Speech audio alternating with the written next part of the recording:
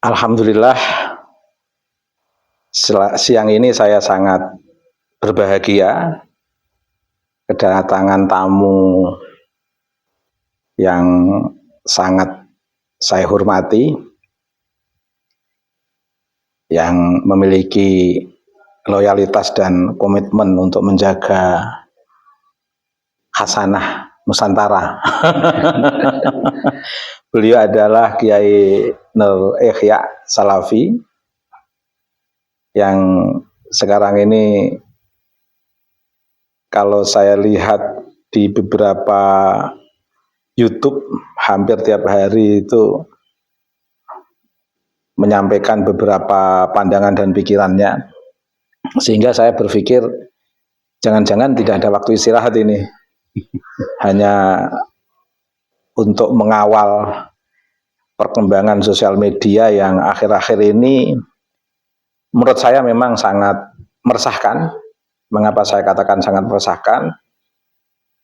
Karena sosial media ini akhir-akhir ini diisi oleh beberapa habaib yang dalam ruang publis yang bisa secara langsung disaksikan oleh masyarakat luas, banyak memberikan pernyataan-pernyataan yang mau saya katakan itu sesat, nanti saya terlalu ekstrim. Enggak saya katakan sesat, banyak ajaran-ajaran yang disampaikan beberapa habaib yang menurut saya keluar dari hasanatul ros. Perlu diluruskan. Perlu diluruskan barangkali. Berbeda ini Kiai, pada saat kecil saya dulu, setiap ada habaib sowan abah saya, mereka itu santun-santun, nggak neko-neko. Bahkan ketika abah saya belum datang, masih ngajar di madrasah, mereka itu dengan low profilnya mau ngobrol, diskusi, bahkan bahasa saya mau ngomong saya, sampai sabar menunggu abah rawuh dari ngajar di madrasah itu. Karena antara jarak pondok Kasepuhan sana dengan madrasah sini kan lumayan ada 200 meter, sehingga habaib beliau-beliau yang pas sowan itu kalau abah belum datang dari madrasah itu menyempatkan diri ngobrol dengan kita. Dan mereka itu beberapa pesan, obrolan itu sesuai dengan yang kita rasakan dalam prinsip tradisi pembelajaran di pesantren itu. Masih nyaman. Masih nyaman. Sekarang ini baru akhir-akhir, barusan beberapa jam yang lalu kelihatannya saya share ke Kiai Nur Ikhya. Ada yang menyatakan lagi bahwa seorang muhibbin itu wali Allah. Tidak ada lain kecuali seorang wali Allah. Ini kan luar biasa. Wali kalau barang obrolan sekarang. Nah, ini menarik untuk kita kritisi, dan ini kan salah satu contoh. Banyak kasus-kasus yang lain.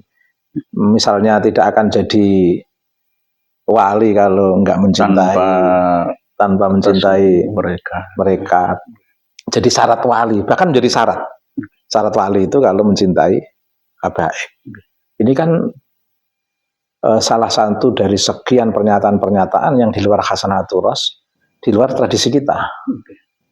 Dan Kiai Nur Ikhya benar-benar mengawal untuk bagaimana perkembangan sosial media yang diisi oleh pernyataan-pernyataan para habaib yang di luar khasanah kita itu betul-betul terkonfirmasikan oleh masyarakat bahwa itu sesuatu yang tidak baik, itu di luar khasanah kita. Nah, jadi selamat atas kehadiran Kiai Nur Ikhya di rumah saya senang sekali. Semoga ke depan nanti ini ada obrolan-obrolan yang bermanfaat untuk publik dan juga bermanfaat untuk diri saya. Dan kulo yang lebih mohon didoakan dari Yai Sepuh Pamutan panjenengan Romo Kiai Haji Baidillah Ahmad Taman Munji yang selama ini saya hanya melihat di media sosial saja. Alhamdulillah bisa ketemu dengan beliau. Beliau adalah seorang tokoh besar ya. Kalau bisa menjadi PWNU Jateng kalau bisa. Enggak, Kiai. Kita di pesantren aja, Kiai. Karena apa? Aset besar milik bangsa ini eman-eman ya. Kalau beliau tidak kita maksimalkan ya untuk lebih luas lagi jangkauan kemanfaatannya untuk umat ini. Alhamdulillah sekarang dimanapun bisa berjuang melalui media yang sudah membantu kita, walaupun dari pamutan As-Suffah Institute ini insya Allah seluruh dunia akan menyaksikan panjenengan. Kami tetap mendukung panjenengan walaupun ada yang kontra dengan saya, nggak apa-apa. Dalam tradisi ke-NU-an itu tidak boleh sama kalau bisa itu. Yang penting akidahnya sama, syariahnya sama, masalah furu'iyah itulah yang boleh tidak sama. Pemahaman boleh beda, tapi intinya tetap bersaudara. Nggak ada nanti kalau sama semua nggak bisa maju malah. Tapi ada yang tidak beda yang saya rasakan antara Kiai Nur Ihya dengan saya. Hasanah kebudayaannya, Kiai. Memang kita tetap dituntut untuk. Karena memang kalau berbicara hasanah aturos hubungannya dengan teks itu memang sama-sama Imam Syafi'i saja berbeda, Kiai. Imam Syafi'iyah sama-sama Syafi'iyah juga berbeda. Perbedaan itu keniscayaan. Kita tidak boleh berkecil hati, bersusah hati gara-gara berbeda. Karena berbeda itu rahmah bagi semua. Jadi Gus Dur dulu pernah mendidik kita bersama supaya menjadi bangsa yang cerdas dengan melempar wacana perbedaan. Seringkali beliau menyampaikan hal-hal yang aneh yang tidak dapat diterima oleh umat dan masyarakat. Banyak yang kontrol sesat di Gus Dur itu. 3 tahun yang lalu saya betul-betul berbeda dengan Kiai Rembang dan Lasem, Kiai. Tapi saya nyaman saja dalam konteks pabrik semen di Galdowo, Gunem, Rembang. Itu dulu awal pendirian kan luar biasa, Kiai. Yang demo-demo itu. Yang demo-demo itu. Sampai jenengan ngarang buku Geger Kendeng. Iya, iya. Gimana saya nggak terharu, masyarakat Galdowo banyak yang sering ke sini, 1 truk, 2 truk. Bahkan ada yang jalan kaki, ada yang naik sepeda, melaporkan permasalahan yang sedang menjadi korban high capital industry. Di antara maklar-maklar tanah itu, ada yang membeli tanah 1 hektar dengan 50 juta, 1 hektar. Kemudian terjual oleh para pemodal itu menjadi 1 M. Dan mereka kan banyak yang gelisah, Kiai. Terus jual beli tanah dengan sistem paksaan dan lain sebagainya. Lah, saya lahaulah untuk mendampingi mereka. Tentu banyak dari para kiai yang pada nelpon saya, Kiai sudah mendukung dengan begini-gini. Kontra sendiri. Alasan saya cuma satu, saya ingin menjadikan santri di Rembang dari basis saya ini mengawal industri, menjaga tradisi dan mengawal industri. Kalau itu memang ada yang perlu dikawal, tapi dalam konteks tertentu kita bisa menolak kalau memang itu akan merusak ekologi dan keseimbangan kosmologi. Dari kerangka dasar pemikiran saya seperti itu, maka saya gigih. Karena alasan saya itu al-idza, bahkan sudah di Basul Masail kan, Kiai. Saya dijemput untuk ikut Basul Masail, saya nggak datang karena Basul Masail itu sudah dalam rekayasa capital settingan. Saya hanya pesan pada teman bahwa apapun keputusan Basul Masail itu, simpulannya harus membuat nggak bisa ditawar-tawar lagi bahwa industri itu adalah al-idza, menyakitkan masyarakat, karena itu akan merusak kesuburan tanah dan juga lebih-lebih masyarakat Rembang yang notabene masyarakat agamis nanti bisa menjadi ada cabai-cabean dan lain sebagainya. Karena kalau kawasan sudah didatangi industri besar itu biasanya kafe, hotel, diskotik dan lain sebagainya itu akan mulai masuk. Maka bunga-bunga berkembang-kembang akan datang. Makanya saya tetap gigih mengawal masyarakat dalam hal ini, masyarakat yang tolak industri. Alhamdulillah. Jadi saat itu saya berbeda dengan Kiai. Dikatakan macam-macam nggak apa-apa. Lah itu kan ciri khas panjenengan berada di pihak ummah yang bahkan saat itu tidak kalah seremnya Kiai. Ancaman industri, ancaman banyak ada, tapi kan tidak sampai terjadi apa-apa karena memang alhamdulillah kita dalam suaka masyarakat Rembang. Yang saya katakan serem itu Habib Lutfi memimpin para ulama untuk mengadakan sholawat yang isinya mendukung industri di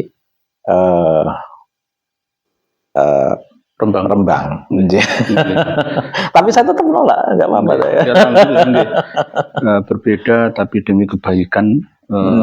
Rasulullah dulu perjuangannya seperti panjenengan, berada di pihak kaum lemah, membela orang cacat, fakir, miskin, doa yang lain itu. Kalau ulama berada di pihak yang kuat, berarti misi visi warasatul anbiya itu ya berhenti berarti akhirnya itu.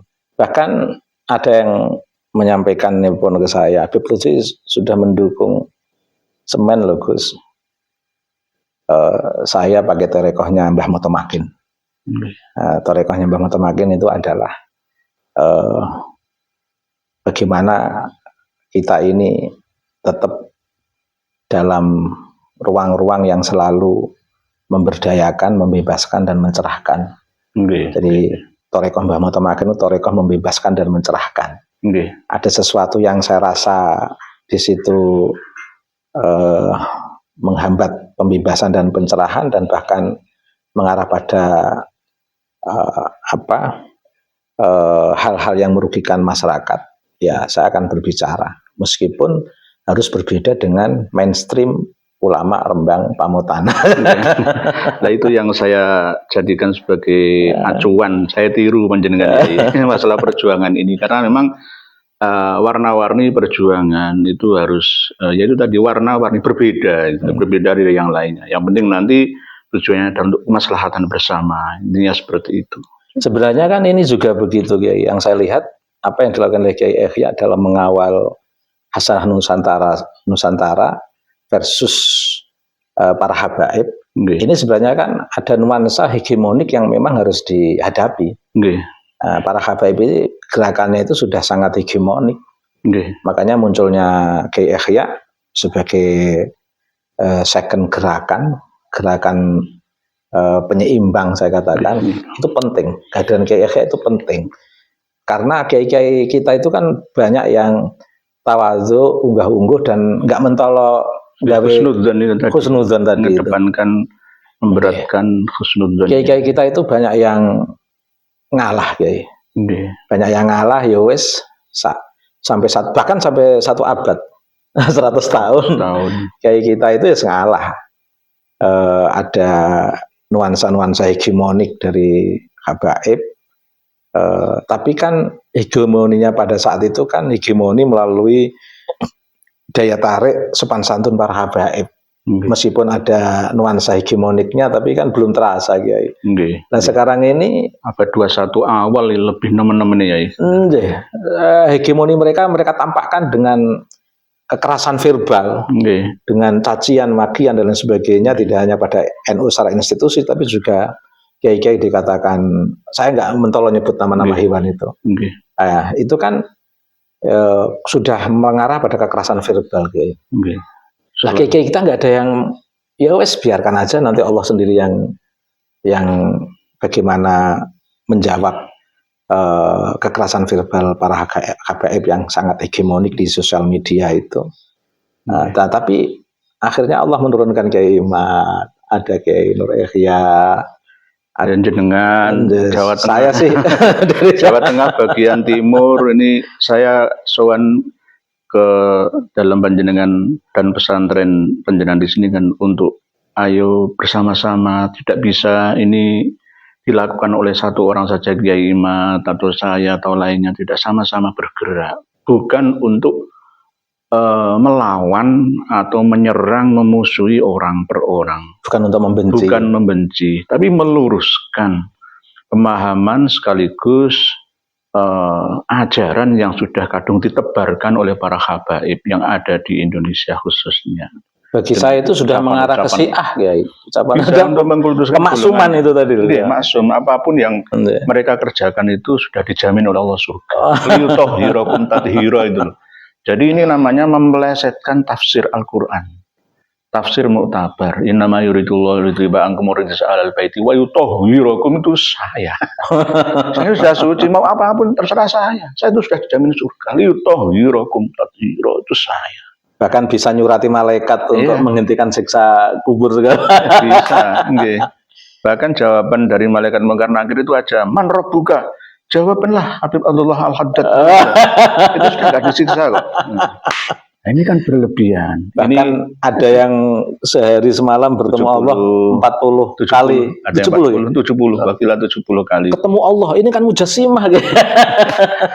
Muhammad bin Ali Al-Faqihil Muqaddam dalam kitab Al-Masyru'ur Rawi, dalam kitab-kitab karya internal Pak Alawi, itu juga selalu mengunggulkan tokoh klan mereka. Itu sudah menjadi ciri khas itu.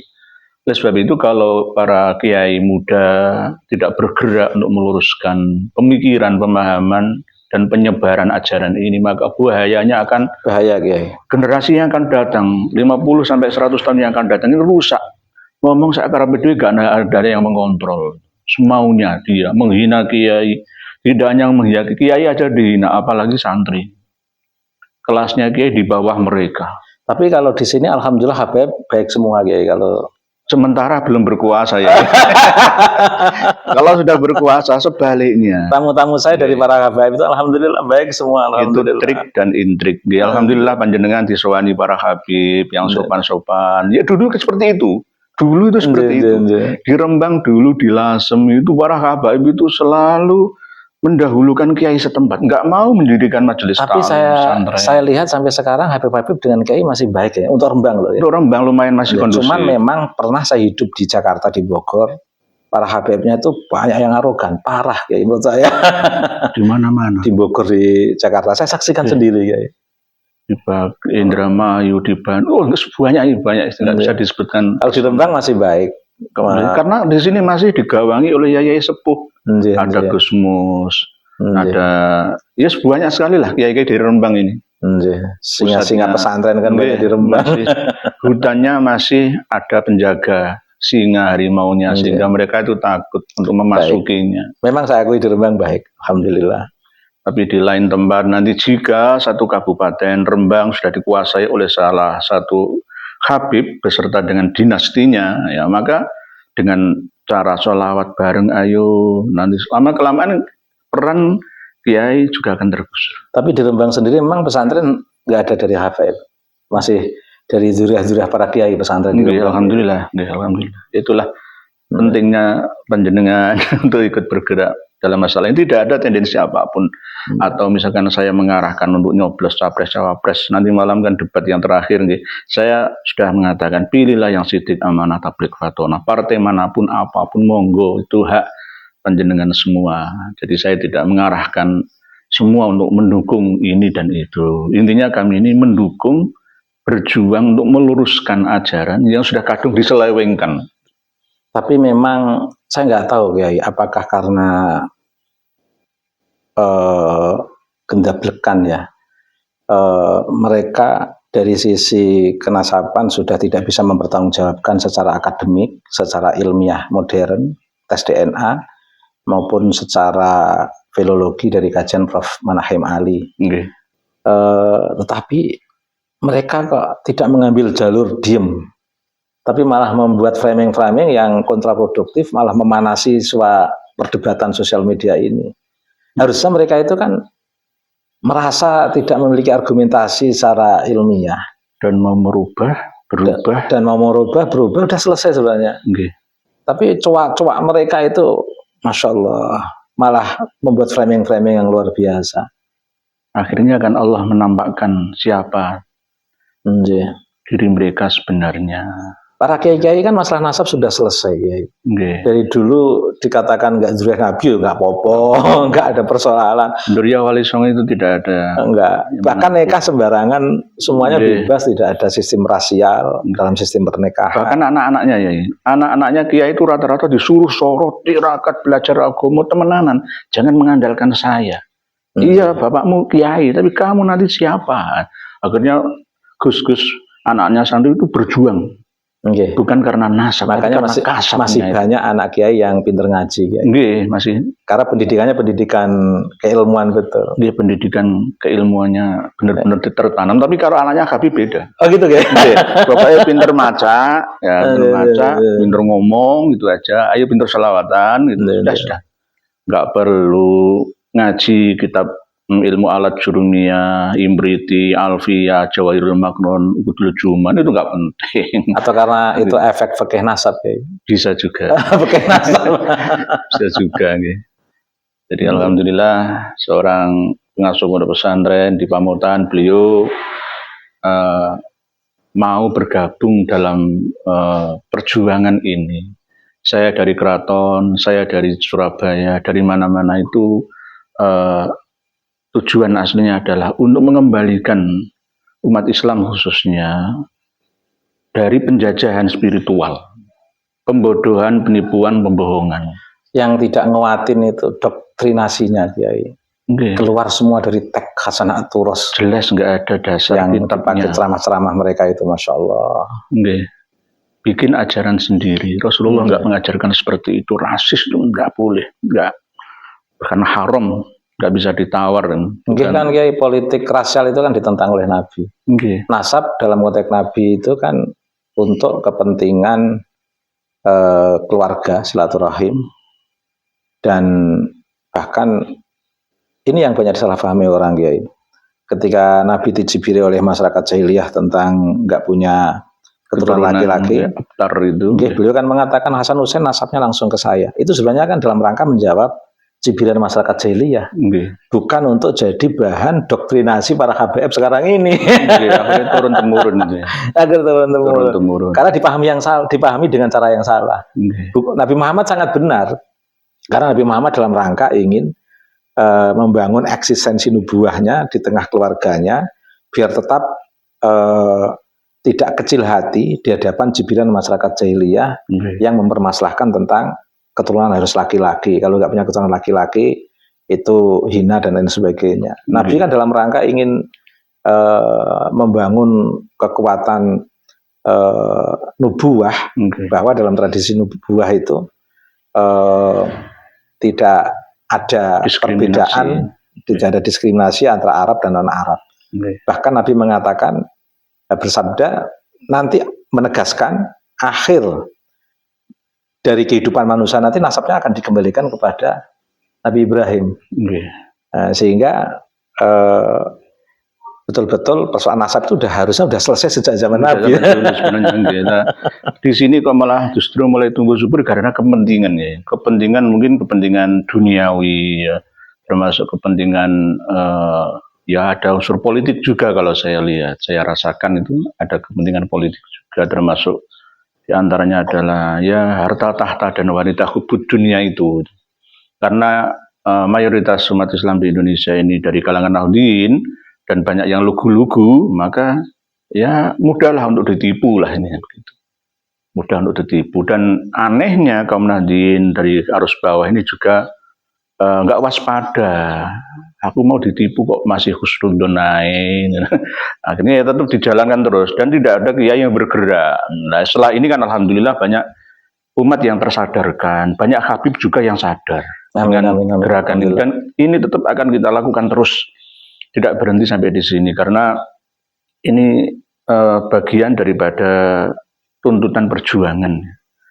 Bukan karena uang, karena apapun, nggak ada. Tapi alhamdulillah Kiai, saya membaca ada signifikansi antara gerakan Kiai Mat, Kiai Nur Ikhya, dan Dr. Sugeng dan Prof. Manahim Ali dan kawan-kawan itu. Dengan adanya gerakan ini itu para habaib itu sudah cenderung santun. Sudah sedikit ada calling down. Nggih, ada rimnya lah. Ada rimnya, enggak sekasar tahun 2019 Kiai. Seolah-olah mereka itu memang enggak bisa dikendalikan. Saenake dhewe. Sekarang ini pemilu sekarang ini kan damai Kiai. Alhamdulillah. Alhamdulillah adanya kita ini jenengan juga suhu panas politik pilpres pilek itu bisa terimbangi dengan adanya isu kita. Bahkan ada teman-teman dosen Wali Songo Semarang itu yang ngomong, ya Allah ya Karim, dialog tentang moderasi beragama yang sudah berlangsung sekian tahun, membangun keberagaman yang sudah berlangsung sekian tahun, dengan hadirnya kelompok habaib di FPI yang begitu kasar, barbar, tidak beradab, kriminal, itu ternyata pengapesannya, bahasa Indonesianya apa pengapesannya itu Kiai? Sudah saatnya kelemahannya itu ternyata ketika harus diteliti nasab mereka. Ketika ada yang mengkritik nasab mereka kayak lemes gitu. Karena salah, kalau nggak salah kenapa harus salah tingkah? Kalau benar kenapa mereka harus protes? Ya tunjukkan kitabnya, datanya, pustakanya. Nanti ujung-ujungnya tes DNA. Kalau memang benar, kenapa takut gitu? Atau kalau mereka memang merasa benar, ajukan ke pengadilan. Iya, saya kan sudah berkali-kali ngomong. Ajukan aja pengadilan. Saya siap dipecat dari jabatan dan pekerjaan saya. Dihukum 9 tahun, 10 tahun saya harus dikeluarkan, dipecatnya. Saya harus menghadapi tuntutan itu seandainya saya salah dan kalah di pengadilan. Tapi di pengadilan itu kan harus ada bukti real. Bukti real, nggih. Bukti realnya kan ada ditanyakan. Ditanya Pak Hakim pasti. Bukti realnya kan kebenarannya ada di KI baik tes DNA, filologi, hasanah aturos. 3 langkah itu harus dipenuhi. Pertama, ayo jatuhkan saya dari jalur pustaka data. Yang kedua, saya memiliki video mereka dari perusakan sejarah bangsa sampai perilaku mereka. Ada datanya semua. Ada data saya luar biasa. Dan bahkan membelokkan sejarah yang benar-benar bikin kita celaka, yang belum saya buka ke publik. Terus yang terakhir DNA. 3-tiganya ini masih belum bisa dikalahkan oleh mereka. Padahal yang dibutuhkan di pengadilan itu ya.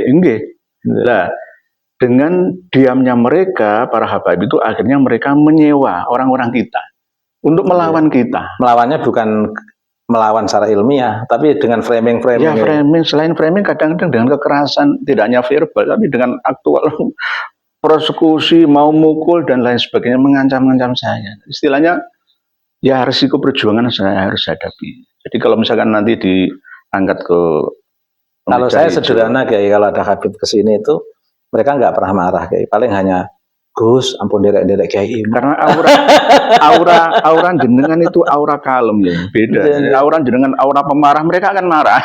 Karena aura jenengan ini aura-aura kalem, Gus sampai derek-derek Kiai Imat, bikin ayam, akhirnya Habibnya ikut nyetrum. Hati manut jenengan. Cuma pesan saya jangan sampai panjenengan di bawah Habib, itu aja. Ya sama-sama atau di atasnya. Jadi apa yang telah dipraktikkan Habaib yang sowan silaturahmi dalam jenengan sini sudah benar. Harusnya Habaib nyium tangan panjenengan. Enggak harus ya. Kita ini egaliter Kiai. Tapi harusnya seperti Gus Dur kan begitu ya. Gus Dur itu Habib nyium tangannya Gus Dur.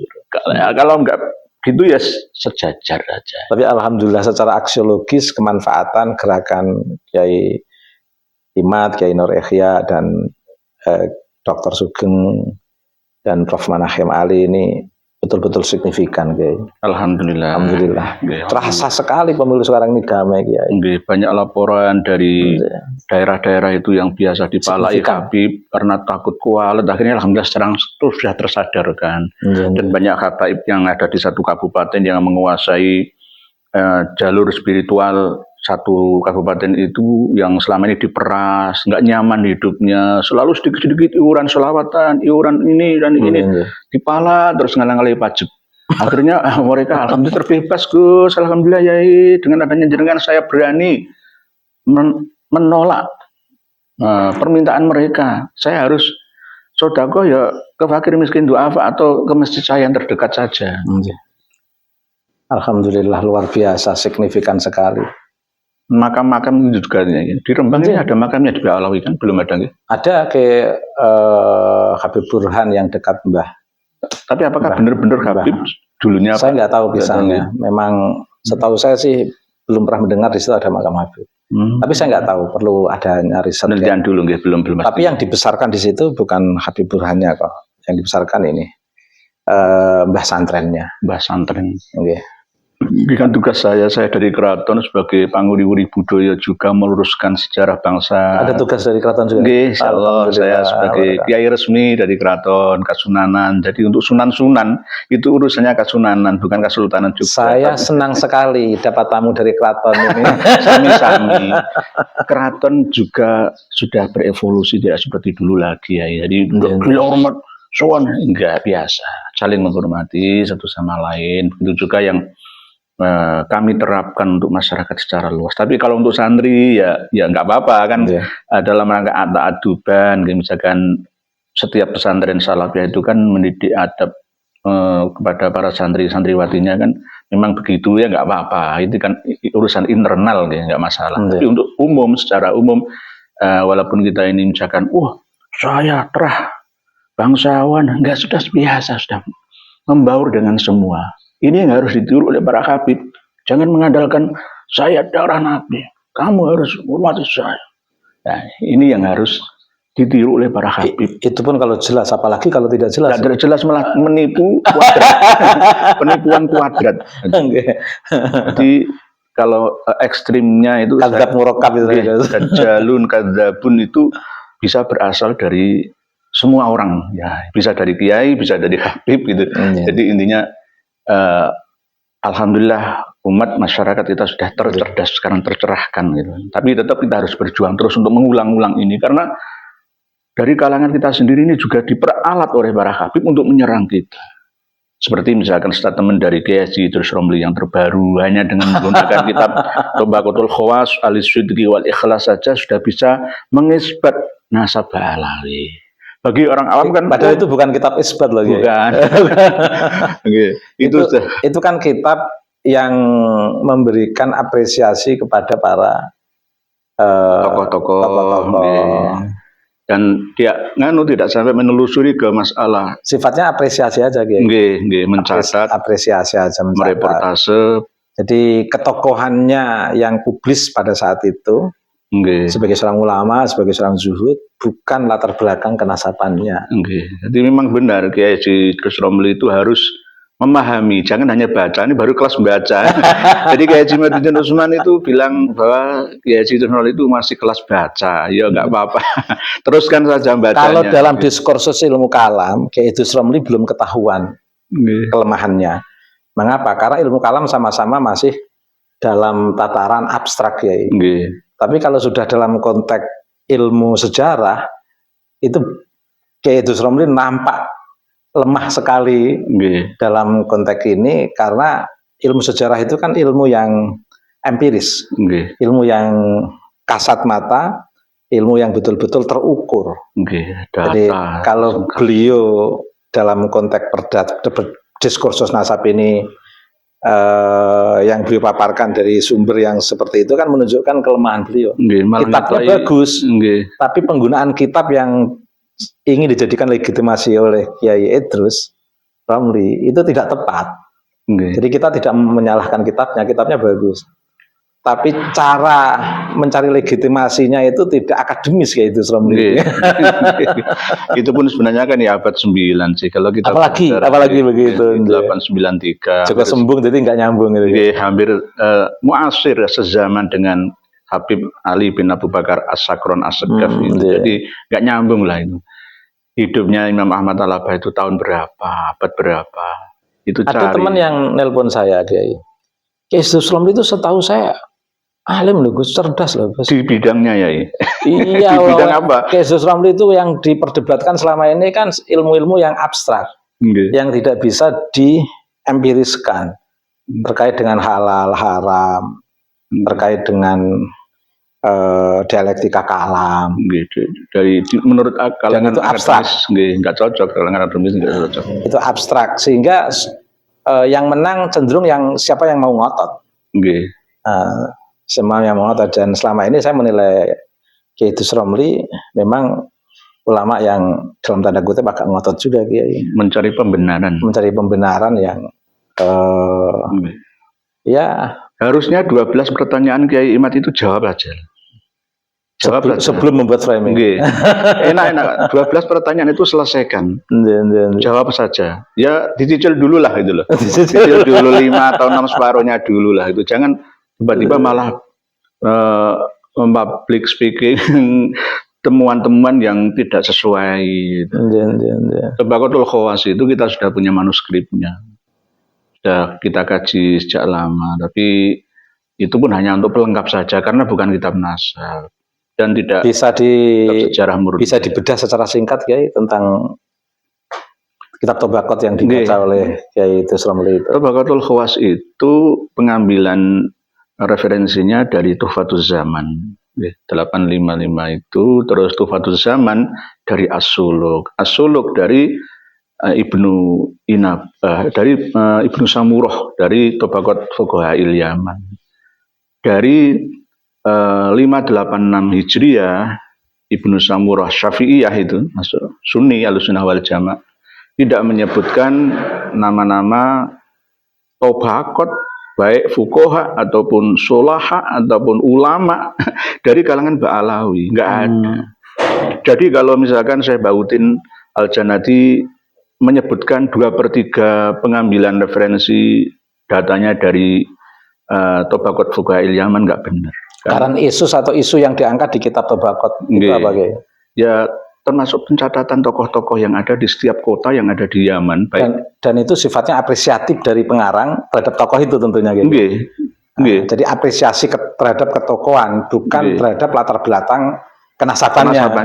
Enggak ngurus. Jadi sangat tidak nyambung itu, Kiai. Nyambung sekali. Dari atas itu Tabaqat Fuqaha Yaman, As-Suluk itu Tabaqatul Ulama wal Muluk, ke bawahnya lagi Tuhfatuz Zaman Abdurrahman Al-Adal, itu ke bawahnya lagi baru Tabaqatul Khawas Al-Sidqi wal Ikhlas As-Sirji. Jadi berarti Kiai Idrus Romli perlu belajar studi naskah, nambah referensi lagi, belajar lagi lah. Belajar studi naskah, belajar.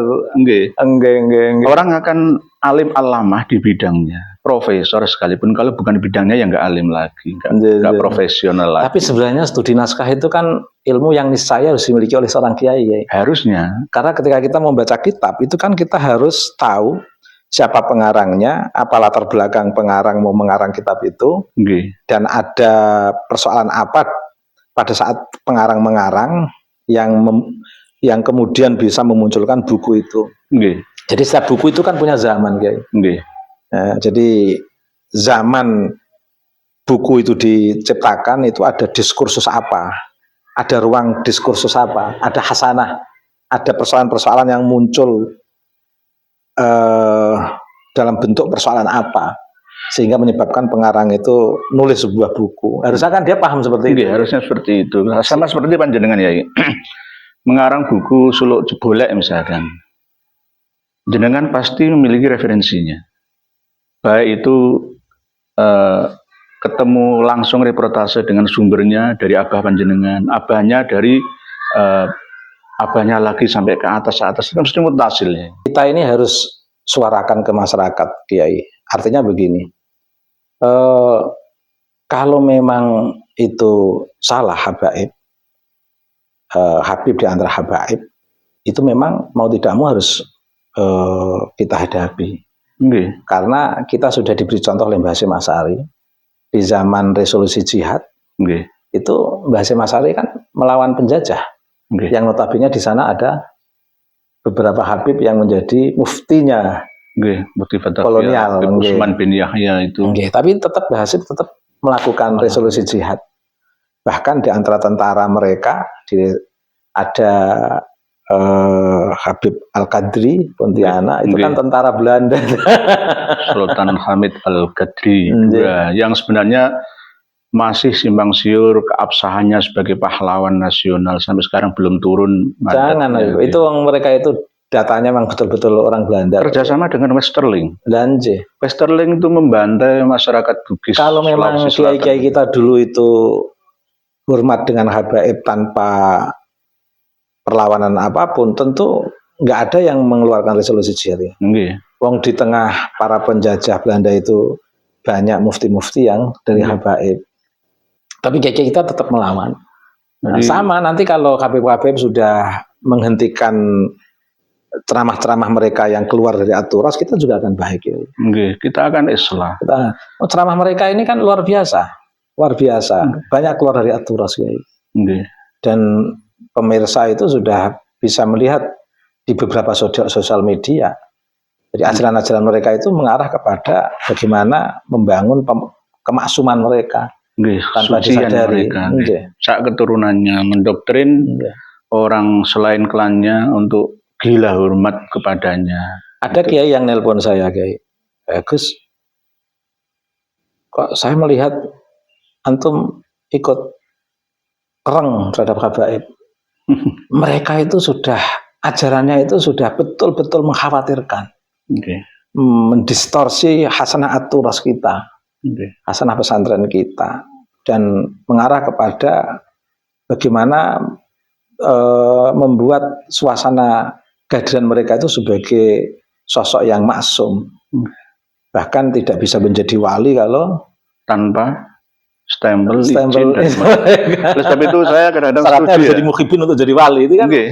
Saya setuju dengan Kiai Haji Madudin Usman, la ya'riful wali illallah saja. Jangan la ya'riful wali illal wali. Nanti jadi wali dalam konteks ini Allah. Wali Allah. Jadi harus Allah. Harus Allah.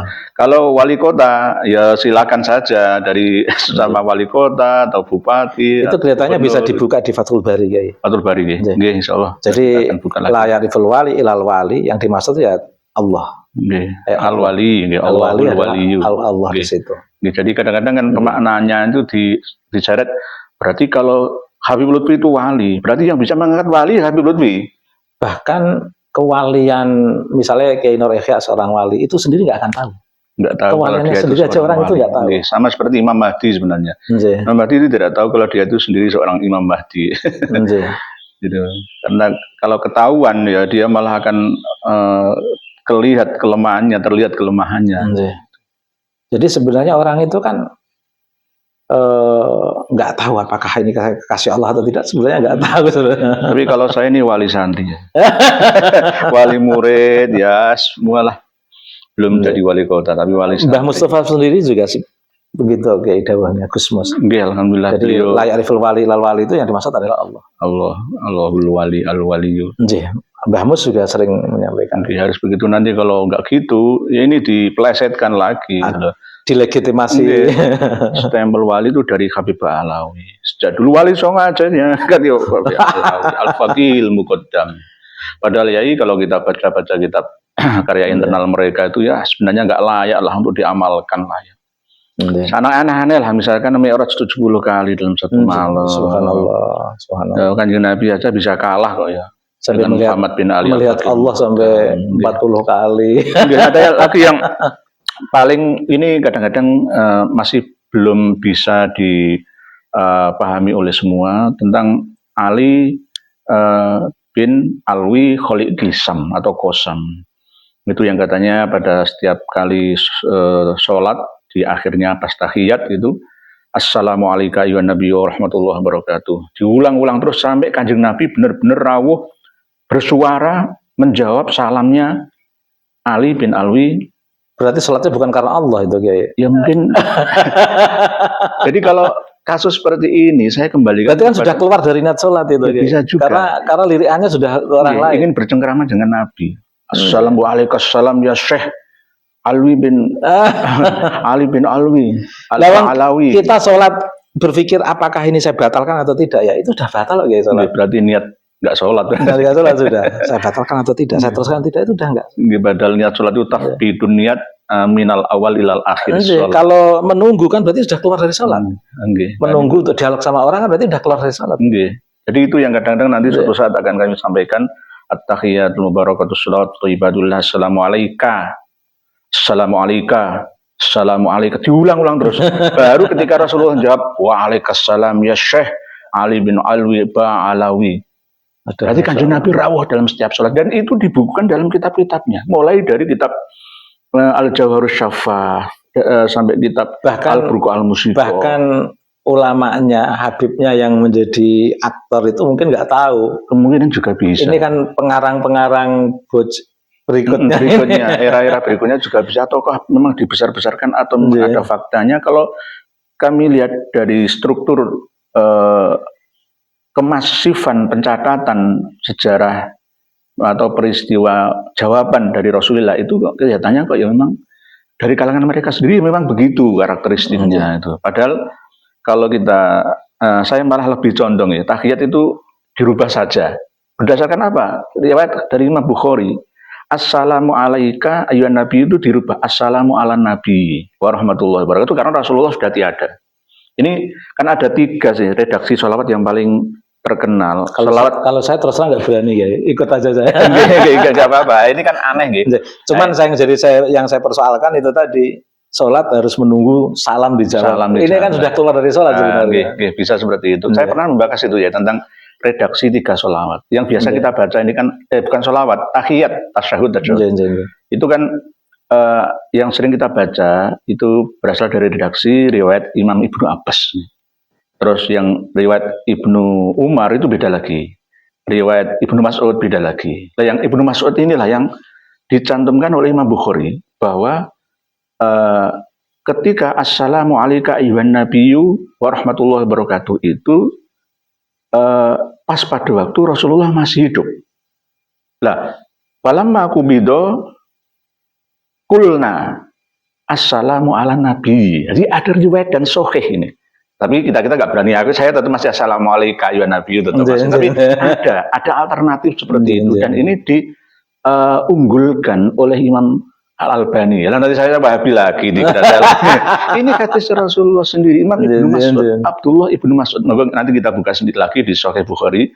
Kalau yang penting bagaimana tradisi tahiyat menunggu jawaban dari Nabi itu tidak menjadi pembenaran untuk masyarakat. Mohon maaf, saya tidak ingin merubahnya, enggak, cuma wacana. Kalau seperti itu akhirnya kan malah justru Kanjeng Nabi itu berada di depan saya. Assalamualaikum.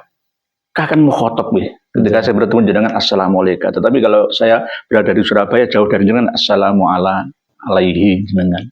Rasulullah falamma qubido kulna Assalamu ala nabi wa rahmatullahi Sebenarnya dari filosofi dari itu sebenarnya kan itu kan salam Allah untuk Nabi Muhammad ketika Mas Mi'raj dialog itu ada riwayat seperti itu. Terus kemudian Nabi menjawab Assalamu alaina wa ala ibadillahi sholihin. Ada yang meriwayatkan seperti bahasa kasarnya itu, ampun kula mawon Gusti, jangan hanya saya, untuk yang lain juga.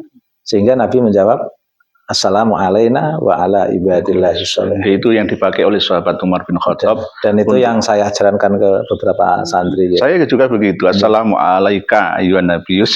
Itu ucapan, artinya itu adalah ucapan Allah untuk Nabi. Pas dialog dalam dialog itu. Dialog batin. Dan saya ketika sholat membaca itu terasa indah sekali. Karena saya bersyukur punya kesempatan untuk bisa mengulang kisah dialektika Nabi dengan Allah. Terlepas bila kaifah lah dalam dialog itu. Saya tidak bisa menerjemahkan kayak orang-orang kayak Habib-Habib itu. Sampai dialog dengan Allah 40 kali. 70 malah. 70 ya. 70. Bahkan ya tidak hanya itu. Jenengan kumpul 70 kiai. Itu masih kalah dengan satu Habib yang bodoh. Ini kan pelecehan besar-besar. Pelecehan itu kan publik ya. Bahaya sekali. Jadi kiai 70 banding 1. Ya kalau satu Habib alim itu ya untuk pantas. Habib bodoh sekalipun itu lebih mulia daripada jubah kita, daripada kita. Telapak kaki Habib lebih mulia daripada itu. Ajaran siapa? Ajaran apa? Udah habis ya. Jadi ini mungkin yang dapat kita diskusikan. Terima kasih. Intinya saya datang ke pesantren panjenengan di sini untuk minta pangestu restu dari panjenengan sebagai Alhamdulillah. sesepuh Pamotan, Rembang dan Jawa Tengah pada umumnya. Saya masih anak-anak. Saya usul nanti mungkin di pemilihan kepengurusan NU yang akan datang jenengan ikut-ikut. Saya akan ngawal NU dimanapun ya, entah di struktural maupun di kultural. Ya. Alhamdulillah kalau bisa masuk ke jajaran pengurusan PBNU. Saya dulu di PBNU pernah ini kayak jadi sekretaris Lakpesdam Jawa Tengah. Oh, Lakpesdam. Bendahara LKKNU Jawa Tengah. Alhamdulillah. Di PBNU pernah di Lazisnu sekretaris sama di Dewan Masjid bagian luar negeri dulu. Bagian luar negeri. PBNU waktu saya di Jakarta. Tapi setelah di rumah ada pesantren, kelihatannya kok ingin optimal di pesantren. Ada sisa kegiatan di kampus untuk biar tidak terserabut dari akademik. Biar pikiran saya tetap akademik ya. Alhamdulillah. Sehingga tahu perkembangan keilmuan Kiai Idrus Romli ternyata tidak seserius yang dibayangkan banyak orang. Tapi udah nggak ada ya. Tidak sesuai kenyataan. Tadi terima kasih atas sambutan panjenengan Yai. Alhamdulillah. Saya hanya bisa meninggalkan doa. Amin. Semoga santri-santri soleh-soleha benar-benar menjadi tempat ini menjadi mamba usholihin wassolihat, tempat tumbuhnya orang-orang saleh dan orang-orang salihah. Amin. Begitu juga khususon untuk panjenengan keluarga diberikan sihah wal afiyah, panjang umurnya, rezeki yang melimpah berkah untuk bekal dakwah dan ibadah. Amin. Begitu juga duriyah panjenengan menjadi duriyah yang thayyibah, sholih dan sholihah. Amin. Demikian terima kasih atas kesempatan dan waktunya panjenengan menyambut kami. Ciri dari duriyah wali ya, saya lihat ada pada diri panjenengan ini. Ya, Rob. Jadi intinya anggaplah saya ini sebagai santri jenengan, santri yang saya memberi semangat pada santri-santri yang ada di sini. Tirulah beliau dalam hal keilmuan dan wawasan ya, semakin luas beliau, tidak hanya salafiyah saja, tapi juga modern, moderat, visioner seperti Romo Haji Hasyim Asy'ari yang visioner, revolusioner juga. Terima kasih, matur suwun. Jazakallahu khairan. Amin. Terima kasih Kiai. Alhamdulillah.